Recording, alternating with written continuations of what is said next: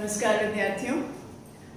Grammar के बाद आज शुभारंभ करते हैं हमारी पाठ्य पुस्तक का रुचिरा भाग 3।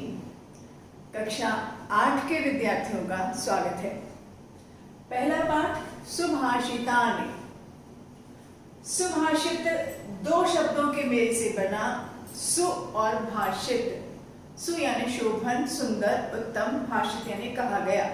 सुभाषित का तात्पर्य हुआ वे सारे वचन, ऐसी सारी बातें जो सुंदर हैं, अच्छी हैं, जीवन को और अधिक सफल बनाने में सक्षम हैं। पहले पाठ में आपके कुछ श्लोक हैं, केवल श्लोक हैं और वो अलग अलग संस्कृत ग्रंथों से लिए गए हैं। कहाँ से लिए हैं? सूक्ति मंजरी, नीति शतक, मनुस्मृति, शिशुपाल वध, पंचतंत्र आदि रोचक एवं विचार परक श्लोकों को संग्रह किया गया है। जब भी हम श्लोक पढ़ते हैं, पद्य पढ़ते हैं, तो उसका पढ़ने का तरीका एक क्रम में होता है। सबसे पहले आपने संस्कृत का श्लोक पढ़ा, ये रहा आपका श्लोक। उसके बाद आप उसका अन्वय करेंगे। अन्वय के पश्चात आप उसका सरल अर्थ करेंगे। आपकी मातृभाषा में, हिंदी में, हम सब उत्तर भारत में हिंदी भाषी हैं, हिंदी में उसका सरल अर्थ करेंगे और फिर अंत में उसका प्रतिपद व्याकरण सॉल्व करेंगे। व्याकरण के अंतर्गत संज्ञाओं का पद परिचय, क्रियाओं का पद परिचय, संधि, संधि का नाम, प्रत्यय, पूरा उसका डिटेल स्प्लिट फॉर्म, समास, something new which is added in class 8, उपपद विभक्ति, अव्यय, अव्यय का अर्थ, अव्यय का एंटोनिम, अव्यय का सिनोनिम, ये सारा कुछ व्याकरण के अंतर्गत आता है। जब आपने किसी भी एक श्लोक का इतना डिटेल निकाल लिया तो अब उसके बाद उसमें नया और कुछ जानने को शेष नहीं बचता। वो श्लोक पूरी तरह से आपकी जानकारी का हो गया, हम ऐसा मान सकते हैं। आइए पहला श्लोक शुरू करते हैं। गुणाः गुणज्ञेषु गुणाः भवन्ति, ते निर्गुणं प्राप्य भवन्ति दोषाः, सुस्वादुतो याः प्रभवन्ति नद्यः, समुद्रम् आसाद्य भवन्ति अपेयाः। सबसे पहला काम अन्वय करेंगे और अन्वय के लिए मैं सलाह दूंगी कि आप एक पेंसिल उठाएं और जिस क्रम में हम बोल रहे हैं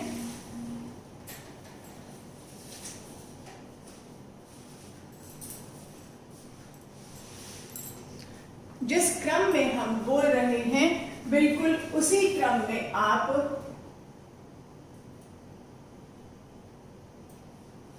अन्वय को मार्क करते जाएं।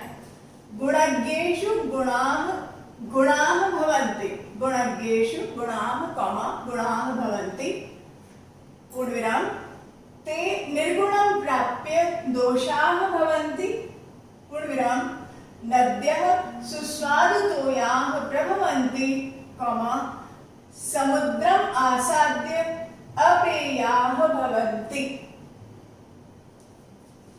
अर्थ करते हैं। गुणाः गुणज्ञेषु गुणाः भवन्ति, गुण यानी अच्छाइयां, वर्च्यूज, क्वालिटीज।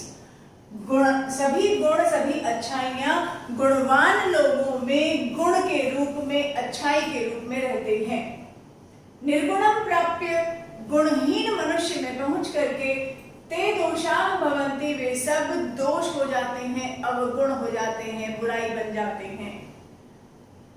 नद्यः, सभी नदियां, सुस्वादुतो याः प्रभवन्ति, स्वादिष्ट जल वाली पैदा होती हैं, किंतु समुद्रम आसाद्य, समुद्र को पहुंच करके, समुद्र तक पहुंच करके नदियां स्वभावतः समुद्र की ओर दौड़ कर जाती हैं और समुद्र में जाके गिरती हैं। समुद्र को पहुंच करके अपेयाः भवन्ति, न पीने योग्य हो जाती हैं।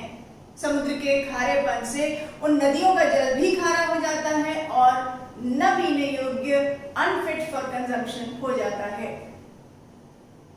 ग्रामर देखिए, यहाँ जो आपका गुणा और गुणा दिखाई दे रहा है, दिस इज नॉट एक्चुअली आ की मात्रा only, it is having a विसर्ग, लेकिन वो विसर्ग विसर्ग संधि के अंतर्गत लोप हो गया है, डिसअपियर हो गया है, इसलिए आपको दिखाई नहीं दे रहा।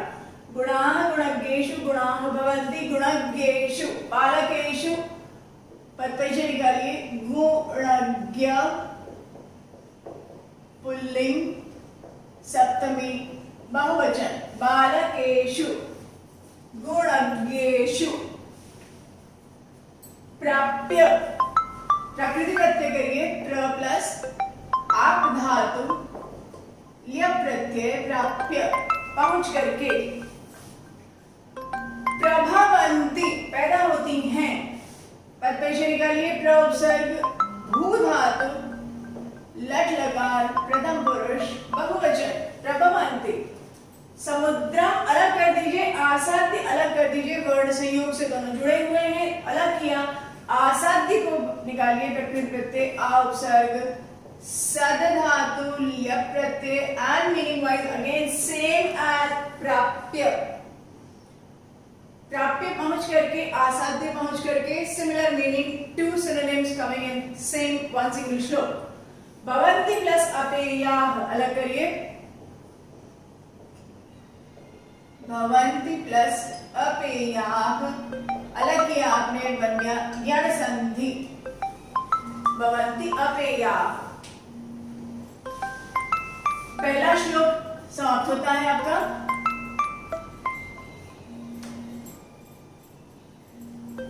अगला श्लोक देखिए, साहित्य संगीत कला विहीनः साक्षात् पशु पुच्छ विषाणहीनः तृणं न खादन् नपि जीवमानः तद्भागधेयं परमं पशूनाम्। साहित्य लिटरेचर शब्द और अर्थ के सहित होने के भाव को हम साहित्य कहते हैं, जिसे आप अंग्रेजी में एक ही पद में लिटरेचर में कहते हैं। संगीत गायन वादन नर्तन ये सारे संगीत के अंग हैं। साहित्य से संगीत से कलाओं से, कलाएं भारतीय शास्त्रों में कलाओं की संख्या 64 मानी गई है। साहित्य से संगीत से कलाओं से विहीन, विहीन यानी रहित, इन सब के बिना ऐसा मनुष्य कैसा है, पुच्छ विषाणहीन साक्षात पशु, और अन्वय करते समय ब्रैकेट में क्रिया स्वयं लगाइए भवति। साहित्य संगीत कला विहीनः ब्रैकेट में लगाइए नरः, पुच्छ विषाणहीनः साक्षात पशु भवति पूर्ण विराम, वाक्य पूरा हो जाता है। साहित्य से संगीत से कलाओं से रहित मनुष्य, पुच्छ पूंछ टेल, विषाण सींग, हीन रहित, जानवर की विशेषता क्या, उसके पूंछ मिलेगी उसके सींग मिलेंगे, लेकिन मनुष्य में, मानव में न पूंछ बची है न सींग होते हैं। तो ऐसा मनुष्य कैसा है, पूंछ और सींगों से रहित साक्षात पशु भवति, बिल्कुल सामने उपस्थित, बिल्कुल सामने दिखाई देता हुआ जानवर है, पशु है। कैसा मनुष्य, जिसके पास न साहित्य है, जिसने न शिक्षा पाई, जिसके पास न संगीत है, न जिसने फाइन आर्ट्स को स्टडी किया, और न जिसके पास रिमेनिंग कोई भी कला है। ऐसे मनुष्य की कल्पना करना भी मुश्किल है, जिसने न साहित्य जाना हो, न संगीत जाना हो, न कोई भी कला सीखी हो। और अगर कहीं ऐसा कोई मनुष्य है तो वो कैसा है, पूंछ और सींग से रहित निरा जानवर है। तृणम न खादन अपि, तिनके को नहीं खाता हुआ भी जीवमान जीता हुआ रहता है। तत् वह पशूनाम परमम भागधेयम, ब्रैकेट में लगाइए अस्ति या वर्तते, वह पशुओं का बहुत अधिक सौभाग्य है। भागधेयम सौभाग्य होना। तत् वह पशूनाम जानवरों का परमम भागधेयम बहुत बड़ा सौभाग्य है कि ऐसा मनुष्य जीता हुआ है, पशु जैसा है लेकिन जीता हुआ है, और तिनके नहीं खाता, पशुओं का भोजन नहीं खाता, घास फूस नहीं खाता। क्यों है पशुओं का सौभाग्य? क्योंकि मानव अपनी प्रवृत्ति मात्र से, अपने स्वाभाविक नेचर से इतना लालची है, इतना लोभी है कि अगर ऐसा इंसान पशुओं वाला भोजन खाता होता तो सारा भोजन पशुओं का इकट्ठा करके वो अपने पास रख लेता और जानवर बेचारे भूखा मरते। जानवरों के पास खाने के लिए भोजन नहीं बचता। ये जो लोभ की प्रवृत्ति है, संचय करके संग्रह करने की प्रवृत्ति है, ये मनुष्यों में मिलती है, पशुओं में नहीं मिलती। इसलिए पशुओं का परम सौभाग्य कि ऐसा मनुष्य साक्षात पशु होता हुआ भी तिनके न खाता हुआ जीवित रहता है। ग्रामर देखते हैं।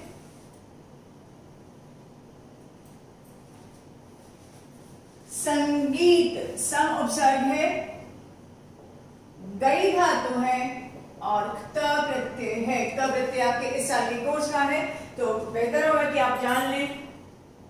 अगला देखिए पशु नाम, पशु शब्द है, पुल्लिंग में रूप चलाइए, षष्ठी के बहुवचन में आ जाइए, बन जाएगा पशु नाम, पशुओं का। और इसके अलावा ग्रामर में जानने लायक कुछ विशेष नहीं है। अगले श्लोक पे चलते हैं। लुब्धस्य नश्यति यशः विष्णुस्य मैत्री, नष्टक्रियस्य कुलम अर्थपरस्य धर्मः विद्याफलम, व्यसनिनः कृपणस्य सौख्यम राज्यम प्रमत्त सचिवस्य नराधिपस्य। ध्यान दीजिएगा, पूरे श्लोक में 4 लाइनों में 4 पंक्तियों में केवल एक क्रिया नश्यति ऐसा देखने को मिल रहा है और ये नश्यति क्रिया आपकी बार बार प्रयोग में आएगी। तो एक तरीका तो ये है अन्वय करने का कि हम छोटे छोटे श्लोक बनाते जाएं और ब्रैकेट में नश्यति लगाते जाएं। दूसरा तरीका ये है कि हम नश्यति क्रिया को अंत में आखिर में जाके लगाएं और बाकी सारे श्लोकों, बाकी सारे वाक्यों को, छोटे छोटे वाक्यों को कॉमा कॉमा करके प्रोसीड करते जाएं। So I go for the second option. लुब्धस्य यशः कॉमा, पिशुनस्य मैत्री कॉमा, नष्टक्रियस्य कुलम कॉमा, अर्थपरस्य धर्मः कॉमा, व्यसनिनः विद्याफलम कॉमा, कृपणस्य सौख्यम कॉमा, प्रमत्त सचिवस्य नराधिपस्य राज्यम, and finally my verb form नश्यति which is applicable actually for all the sentences 1 2 3 4 5 6 7.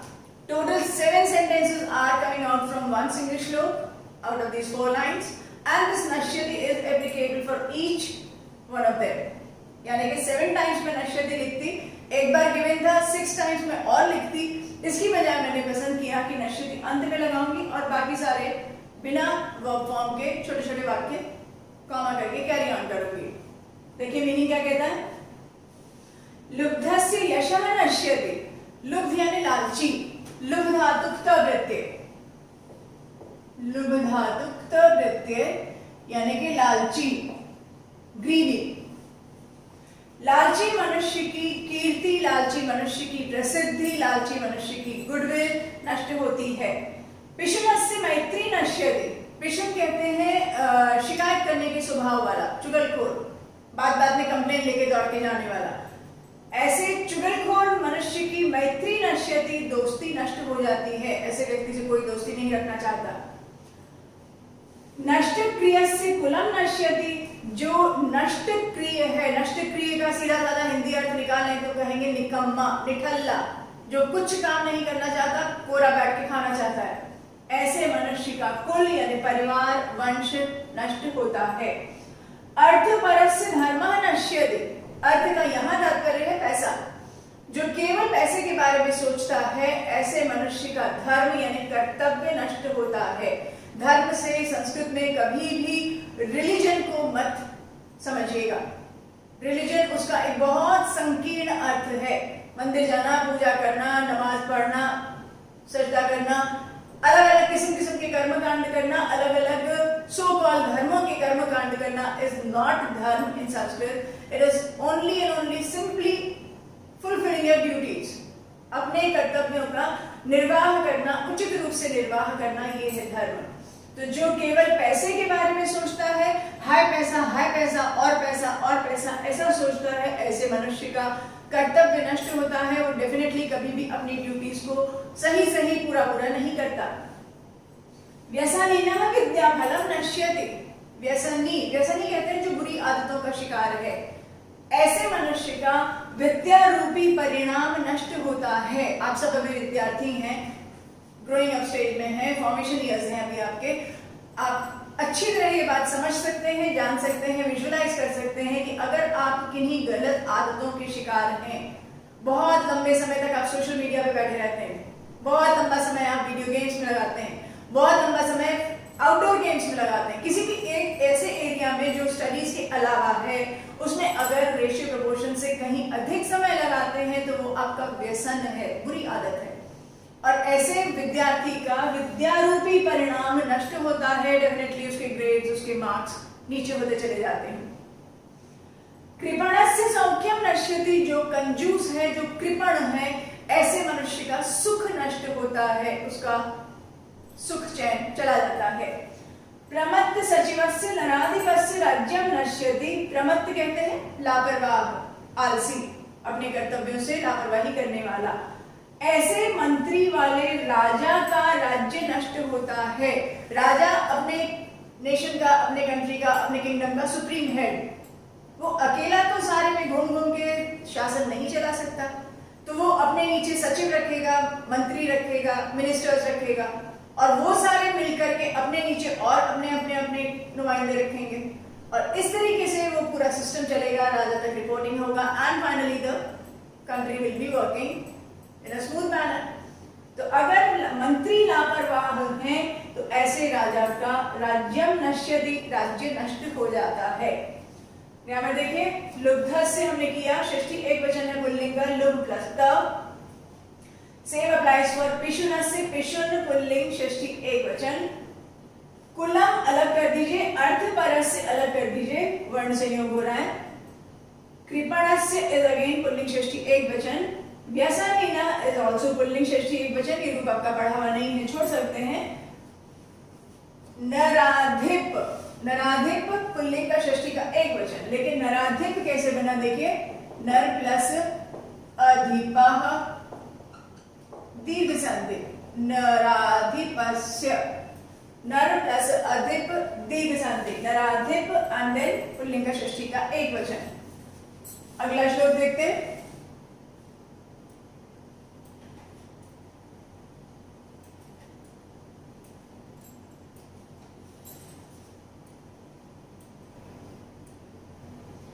पीत्वा रसं तु कटुकं मधुरं समानं माधुर्यम् एव जनयेत मधुमक्षिकासौ सन्तः तथैव समसज्जन दुर्जनानां श्रुत्वा वचः मधुर सूक्त रसं सृजन्ति।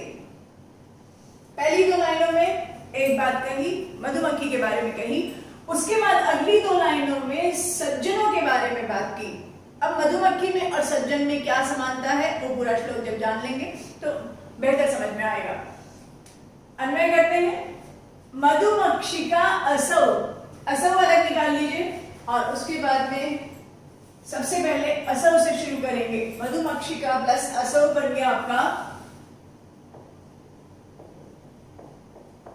दीर्घ संधि।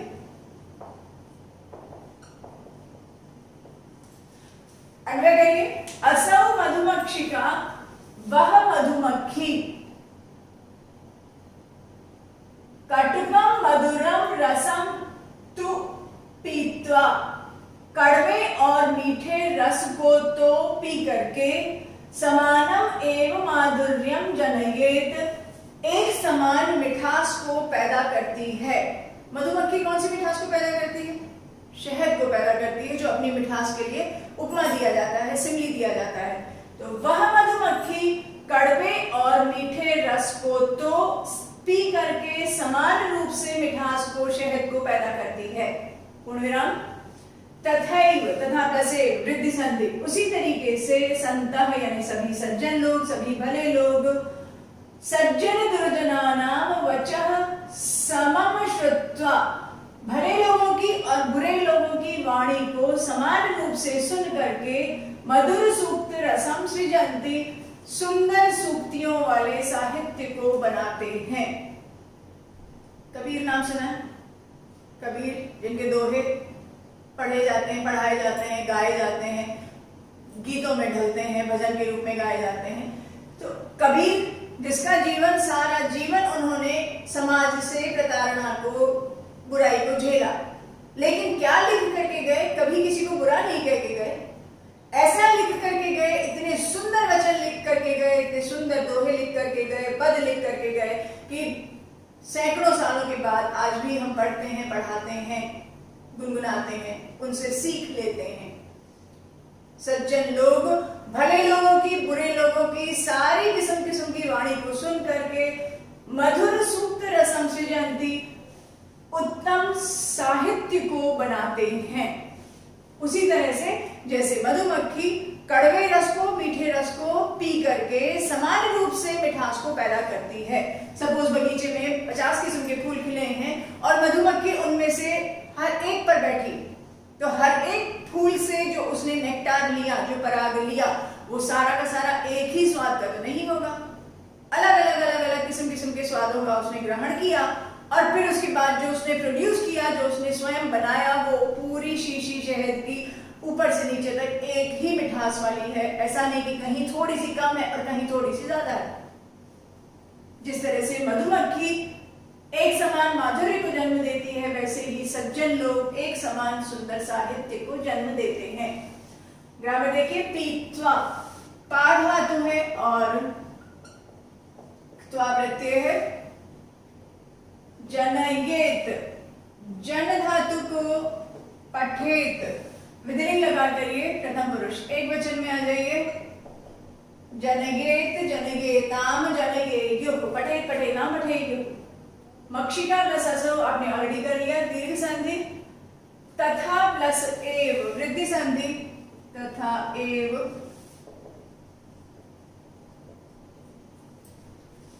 श्रुत्वा, श्रु धातु एंड त्वा प्रत्यय, श्रु यानी सुनना, त्वा यानी करके, सुन करके।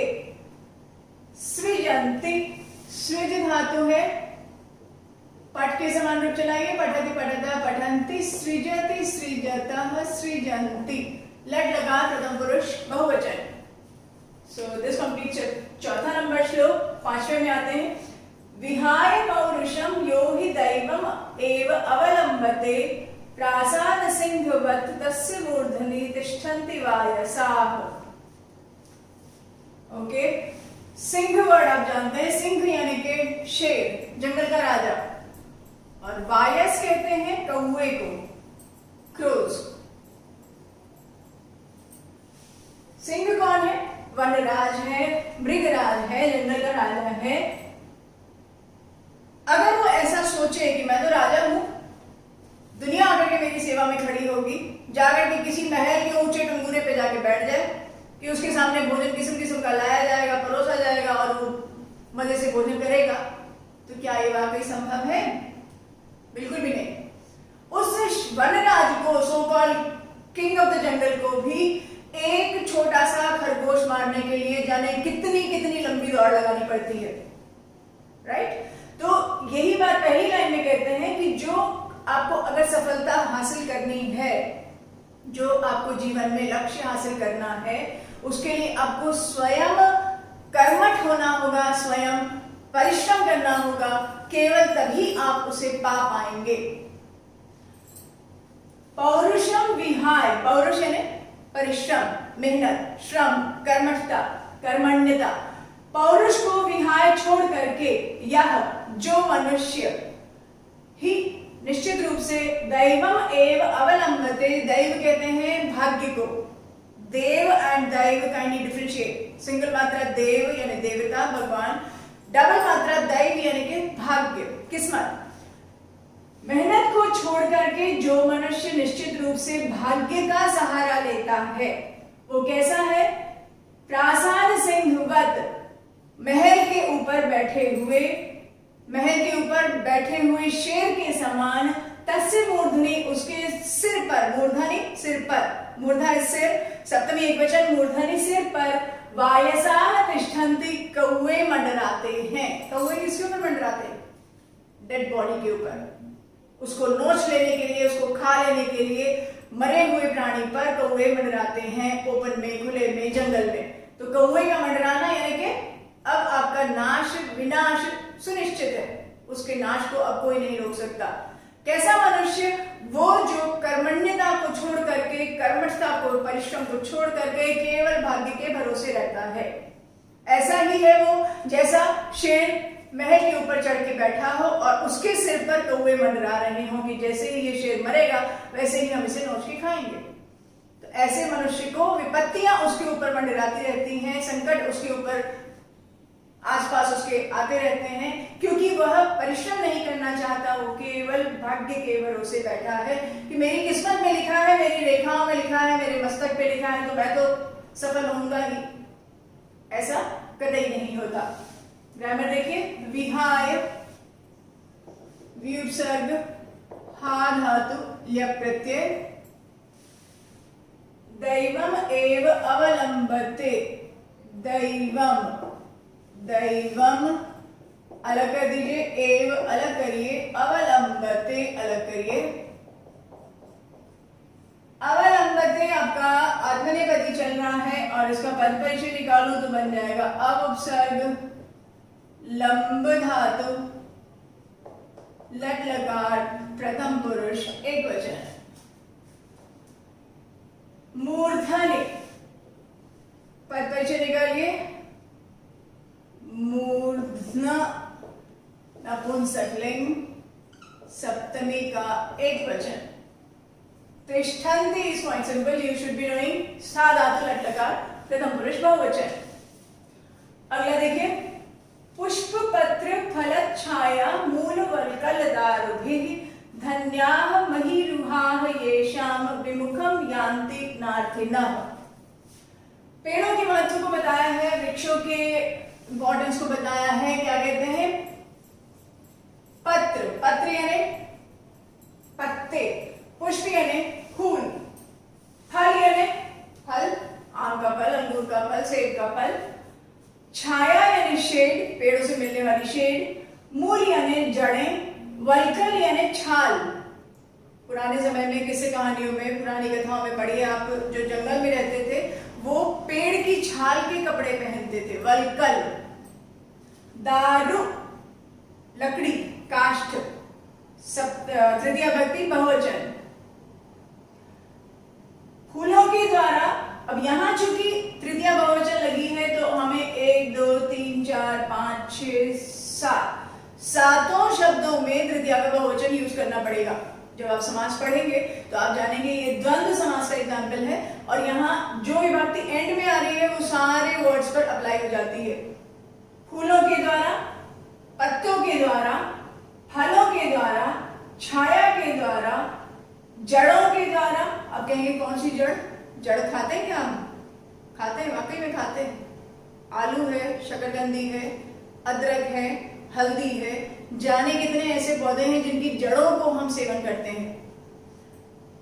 जड़ों के द्वारा, वल्कल, वस्त्रों के द्वारा, लकड़ियों के द्वारा, महीरुहाः धन्याः, महीरु धरती पर पैदा होने वाले, धरती को फोड़ के निकलने वाले सभी वृक्ष धन्य हैं।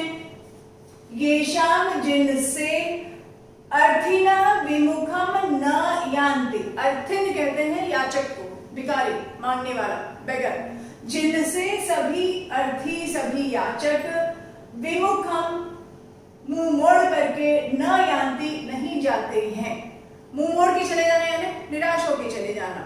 तो वृक्ष धन्य है क्योंकि इतनी सारी संपत्तियों के द्वारा वे दान करने के लिए तत्पर रहते हैं, और याचक उनसे मुंह मोड़ करके, विमुख होकर के, निराश होकर के न यान्ति नहीं जाते हैं। यान्ति इज कमिंग आउट फ्रॉम या धातु, लट लकार, प्रथम पुरुष बहुवचन, and this is exactly parallel to गच्छन्ति। या धातु एंड गम धातु, these two are synonymous, and गच्छन्ति जैसे बोलेंगे वैसे ही उसका यान्ति का भी मतलब निकलेगा। वन मार्क क्वेश्चन बनता है, गच्छन्ति इति पदस्य पर्यायं श्लोकात् चिन्नुतः। गच्छन्ति इस वर्ड का पैरेलल मीनिंग वर्ड श्लोक में से चुनिए, आंसर विल बी यान्ति। फिर से देखिए, फूलों के द्वारा, पत्तों के द्वारा, फलों के द्वारा, छाया के द्वारा, जड़ों के द्वारा, वल्कल वस्त्रों के द्वारा, लकड़ियों के द्वारा सभी वृक्ष धन्य हैं। फर्स्ट लाइन में अन्वय कुछ नहीं करना था, सिर्फ हाइफन लगाना था। अगली लाइन का अन्वय है महीरुहाः धन्याः, येषाम अर्थिनः विमुखम न यान्ति, जिनसे याचक विमुख होकर, निराश होकर के न यान्ति नहीं लौटते हैं। नार्थिनः का संधि अलग कर लीजिए, न प्लस अर्थिनः, दीर्घ संधि।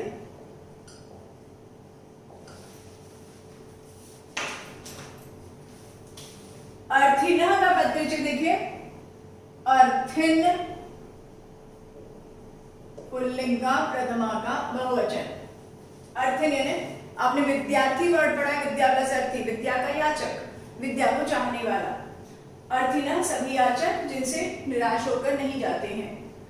लास्ट देखिए, चिंतनीया हि विपदाम आदावेव प्रतिक्रिया न कूप खननम युक्तम प्रदीप्ते वन्यना गृहे।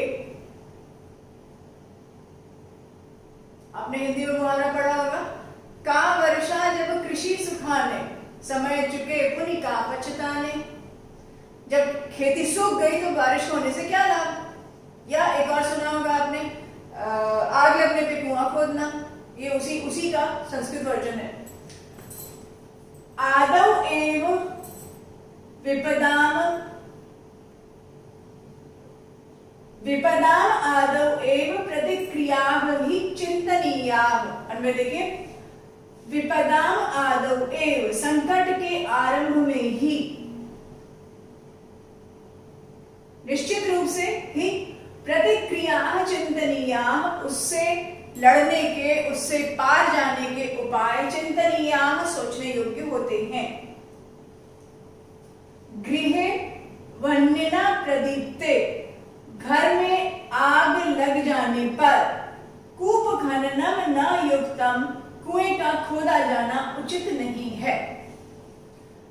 किसी भी संकट के आरंभ में ही, या आदौ, उससे भी पहले ले लीजिए, आदौ एव हि विपदाम प्रतिक्रियाः हि चिंतनीयाः, आरंभ में ही संकटों के उपायों को, प्रतिक्रियाओं को निश्चित रूप से सोच लिया जाना चाहिए, क्योंकि घर में आग लग जाने पर कुएं का खोदा जाना नहीं उचित होता है या उचित नहीं होता है। Quite simple. ग्रामर देखिए, चिंतनीया, चिंत धातु है, अनियर प्रत्यय है, आपके कोर्स का है इसलिए समझना होगा आपको। चिंत धातु सोचना, चिंता करना, चिंतनीय चिंत धातु एंड अनियर प्रत्यय। विपदाम, विपद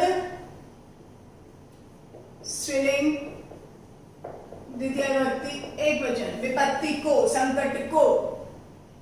आदौ एव, ये आदि संधि है, आपका पढ़ा नहीं है, छोड़ देते हैं। युक्तम, युज धातु एंड क्त प्रत्यय, अगेन आपके मतलब का है, ध्यान दीजिएगा। वन्यना, वन्य, वन्य का मतलब है अग्नि, आग, पुल्लिंग वर्ड है, तृतीया में आ जाइए, एक वचन में आ जाइए। गृहे यानी कि नपुंसकलिंग वर्ड है, गृह नपुंसक, सप्तमी का एक वचन, घर में। वन्यना प्रदीप्ते, अग्नि से जल जाने पर, घर में आग लग जाने पर, कूप खननम न युक्तम, कुएं का खोदा जाना उचित नहीं है। तो ये आपके कुल जमा 7 श्लोक हैं। प्रथम पाठ है सुभाषितानि, और अब इसके बाद में एक्सरसाइज बचती है, चैप्टर की अभ्यास कार्य बचता है। इस वीडियो को यहीं समाप्त करते हैं, अगले वीडियो में इसकी एक्सरसाइज को डील करेंगे। Thank you.